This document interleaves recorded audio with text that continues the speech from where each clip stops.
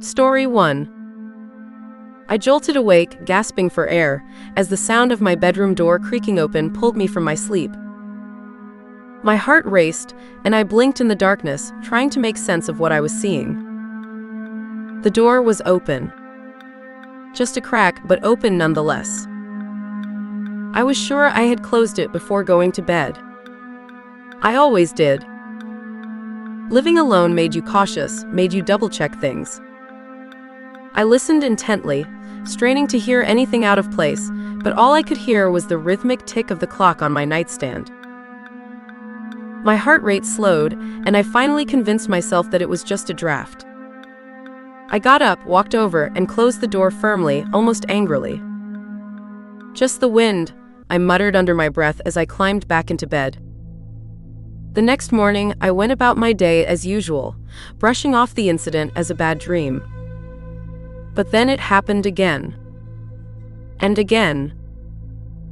Over the next few nights, I would wake up to find my door open, slightly more each time. It became harder to dismiss. By the end of the week, I noticed other things. The kitchen towel I left hanging on the oven was on the counter, my shoes by the door had been moved, and the picture frame on my dresser was tilted. I couldn't ignore it anymore. Someone was in my house. I spent that afternoon setting up cameras in every room. My paranoia had peaked. I needed to know what was happening, even if it was just to prove that I was going crazy.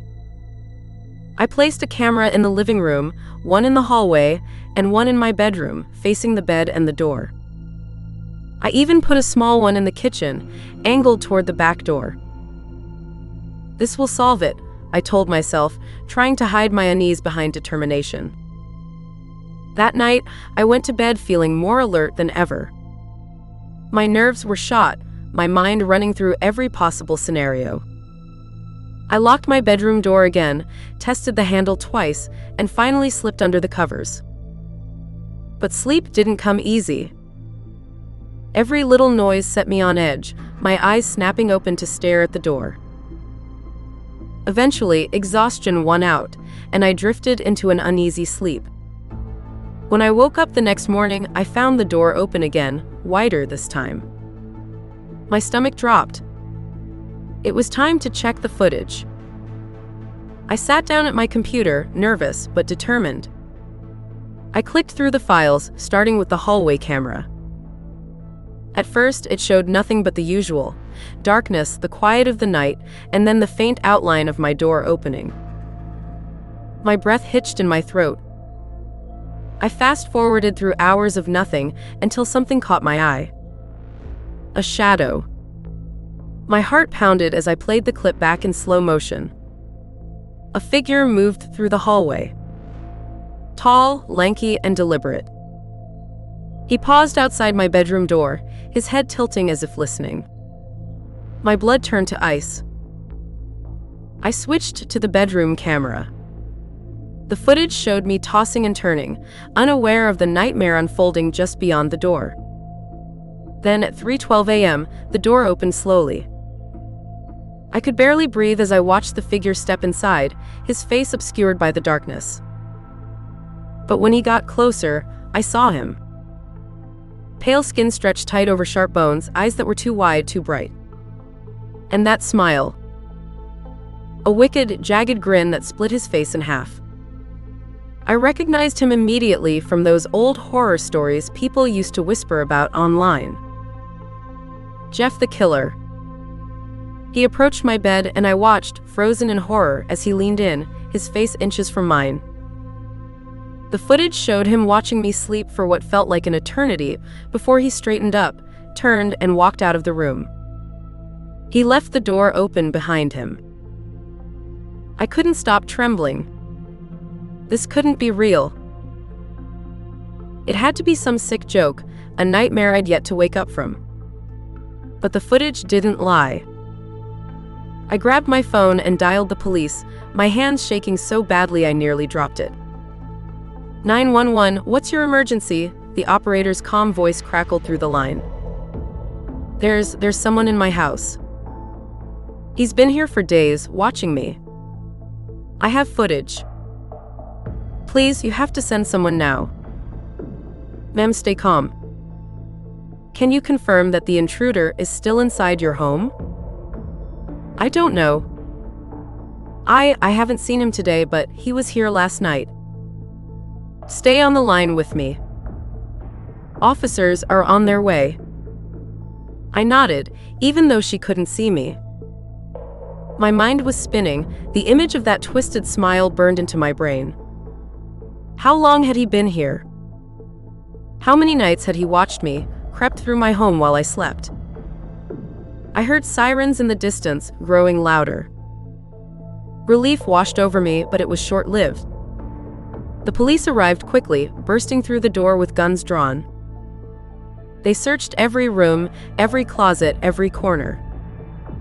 But they found nothing.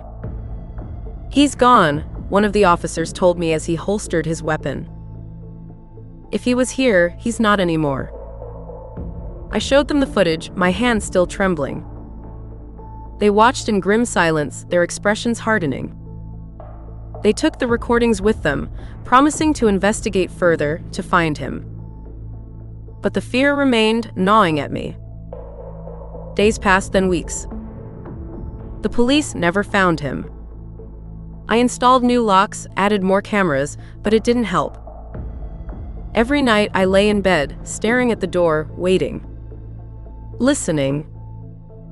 I couldn't shake the feeling that he was still out there, watching, waiting for the perfect moment to come back. One night, I awoke to the sound of breathing.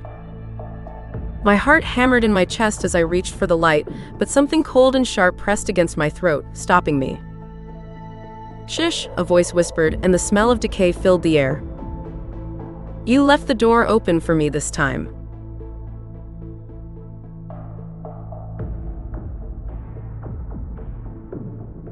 Story 2. The rain was coming down in sheets as I stared at the body lying in the alley. It was the second one in 2 weeks, and it was worse than the first. A woman in mid-30s, blonde hair matted with blood. She had been stabbed repeatedly, but that wasn't what turned my stomach. It was the smile. No, the grotesque imitation of one. That had been carved into her face. Her mouth had been torn at the corners, stretched unnaturally wide, making her look like she was grinning. Detective Faulkner, Officer Barnes said, stepping up beside me. His voice was strained, like he was trying to keep the bile down.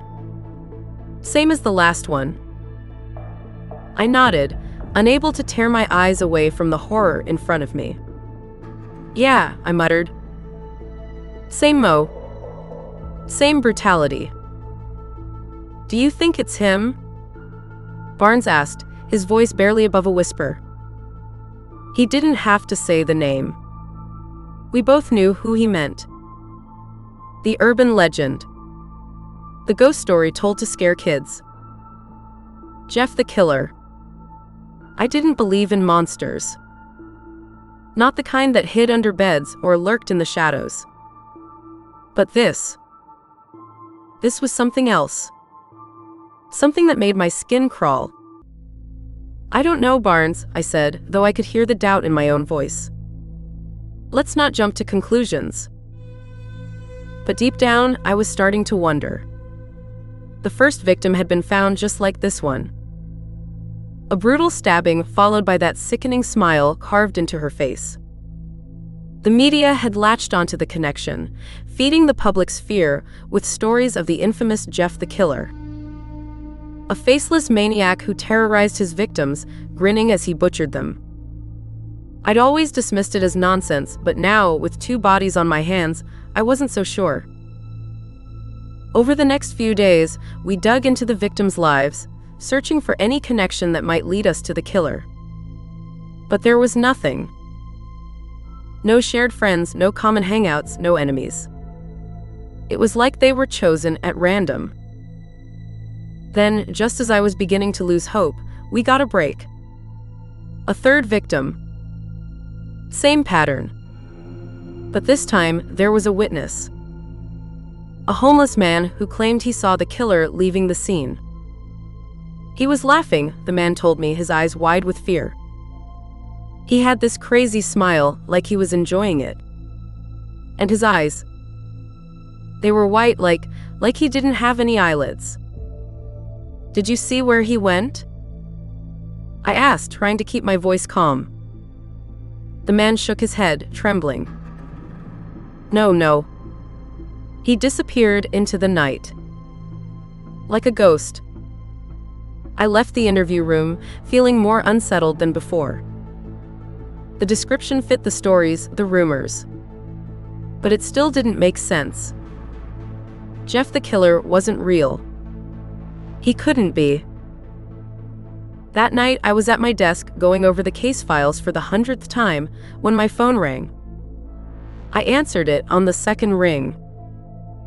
"Detective Faulkner," I said. "Help me," a woman's voice whispered. It was barely audible, full of panic and desperation. "Please, he's here." My blood ran cold. "Who's there? Where are you? He's going to kill me. He's going to make me smile." The line crackled with static, then silence. "Ma'am, I need you to tell me where you are. I can send help." "Abandoned house. Maple Street, please hurry." The line went dead. I grabbed my coat and headed for the door. Maple Street was on the edge of town, mostly deserted, with a few dilapidated houses that had long been forgotten. I knew going alone was a risk, but if this was our guy, I wasn't going to waste time. The house was exactly what I expected. Old, decrepit, windows boarded up, paint peeling. The front door creaked as I pushed it open, my flashlight cutting through the darkness. Inside, the air was damp and musty, thick with the scent of rot. "Hello?" I called out, my voice echoing through the empty rooms. "This is Detective Faulkner. I'm here to help." No answer. Just the sound of my own footsteps on the creaking floorboards. I moved cautiously, scanning every corner, every shadow. Something wasn't right. The silence was too heavy, too unnatural.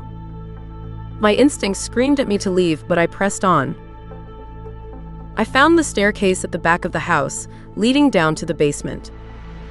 The door was ajar, a faint light spilling out. I took a deep breath and descended, one hand on my gun, the other gripping my flashlight. At the bottom, the smell hit me. Metallic, thick, unmistakable. Blood. The room was small, with concrete walls and a dirt floor. And in the center, lying in a pool of blood, was a woman. Her throat had been slit, her face mutilated with that same twisted smile. "Jesus," I whispered, stepping closer. I could feel the bile rising in my throat, but I forced it down. This was a trap. I knew it, but I had walked right into it. A door slammed shut behind me and I spun around, gun raised. The basement was pitch black now, the light gone. My flashlight flickered, then died. "Looking for me?" A voice hissed from the darkness, low and taunting. I felt a chill run down my spine. "Show yourself," I shouted, trying to keep the fear out of my voice. A soft, unsettling laugh echoed around me. "You're too late, detective." She's already smiling. "Jeff," I muttered, gripping my gun tighter. "You're not getting away this time." He laughed again, closer now. "Oh, Roxanne, I'm not going anywhere. I've been waiting for you." I fired into the darkness, the shots echoing off the walls. But there was no scream, no thud of a body hitting the floor. Just silence. And then, from behind me, a whisper. "Go to sleep." I spun around, but it was too late. Pain exploded in my side as a blade sliced through my flesh. I gasped, dropping to one knee, my vision blurring. I tried to raise my gun, but a hand grabbed my wrist, yanking it down. He was in front of me now, that horrific grin inches from my face. His eyes were wide, unblinking, and empty, like staring into an abyss. "You've been chasing me for so long, detective," he said, his voice almost playful. "But you never really believed, did you?" I tried to speak, but the pain was too much. Blood bubbled up in my throat, choking me. "Don't worry," he whispered, leaning in closer. "I'll make sure you're smiling too."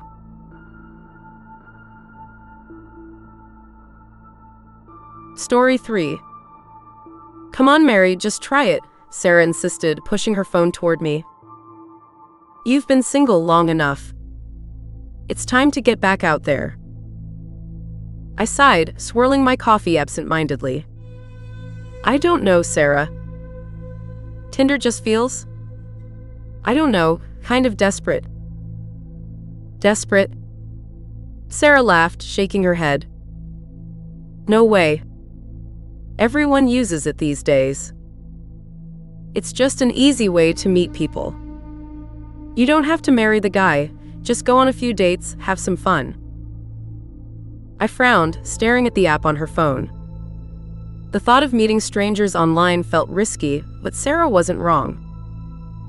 It had been ages since I'd been on a date, and the idea of getting back into the dating scene filled me with dread. "Fine," I relented, taking her phone and downloading the app onto mine. "I'll give it a shot. But if this turns out to be a disaster, I'm blaming you." Sarah grinned triumphantly. "You won't regret it, Mary. Trust me." A week later, I found myself swiping through profiles, bored out of my mind. Most of the guys looked like they were trying too hard, with their gym selfies and bad pickup lines. But then one profile caught my eye. His name was Jeffrey, and he was different. No flashy photos, just a simple picture of him in a gray hoodie with the hood up, half his face in shadow. His bio was short but intriguing. "Not everyone's cup of tea, but maybe I'm yours." I hesitated for a moment, then swiped right. To my surprise, it was an instant match. "Hey," he messaged almost immediately. "Didn't think anyone would swipe right on me." "Why not?" I replied, curious. "You seem interesting." You'd be surprised how people judge a book by its cover. We started chatting, and I quickly found myself drawn to him. He was funny, smart, and surprisingly charming. We talked for hours every night, sharing stories about our lives, our fears, our dreams. But every time I suggested meeting up in person, he dodged the question. "I'm not sure you'd like me if we met in real life," Jeffrey said one night after I asked again about meeting up. "What? Why would you say that?" I typed back, genuinely puzzled. "I just have a feeling. I'm not exactly what people expect." "Jeffrey, we've been talking for weeks now. I already like you. Whatever you're worried about, it won't change that." There was a long pause before his next message came through. "Okay. But you have to promise me, no matter what, you won't be scared." "Scared?" "Jeffrey, don't be ridiculous." "I promise." "Fine. Meet me tomorrow night at the park on Elm Street. 10 p.m. I'll be by the fountain." The next night, I found myself standing in the park, feeling a mix of excitement and nerves. The air was cool, and the park was eerily quiet, lit only by the dim glow of a few street lamps. I checked my phone. 10:05 p.m. I was starting to wonder if he would even show up when I saw him. He emerged from the shadows, wearing the same gray hoodie from his profile picture, the hood pulled up over his head. He was tall, slender, and moved with a kind of quiet confidence. But something felt off. As he approached, I noticed he was keeping his head down, his face obscured. "Jeffrey." I called out, trying to sound more confident than I felt. "Mary," he replied, his voice low and soft. "You came." "Of course. I've been looking forward to this. But why are you hiding your face?" He hesitated, his hands clenched at his sides. I don't want to scare you." I forced a laugh, trying to lighten the mood. "Scare me? Jeffrey, come on. I've seen horror movies scarier than this." He didn't laugh. Instead, he slowly reached up and pulled back his hood. My breath caught in my throat as I stared at him. It wasn't just the scars, the pale skin, or the dark circles around his eyes. It was the smile. Twisted, unnatural, stretching far too wide, as if it had been carved into his face. His eyes were wide, unblinking, and filled with a cold, cruel light. "Oh my God," I whispered, taking a step back. What happened to you?" "Jeffrey." "No, Jeff." Tilted his head, his grin widening. "You promised you wouldn't be scared." "This isn't, you're not."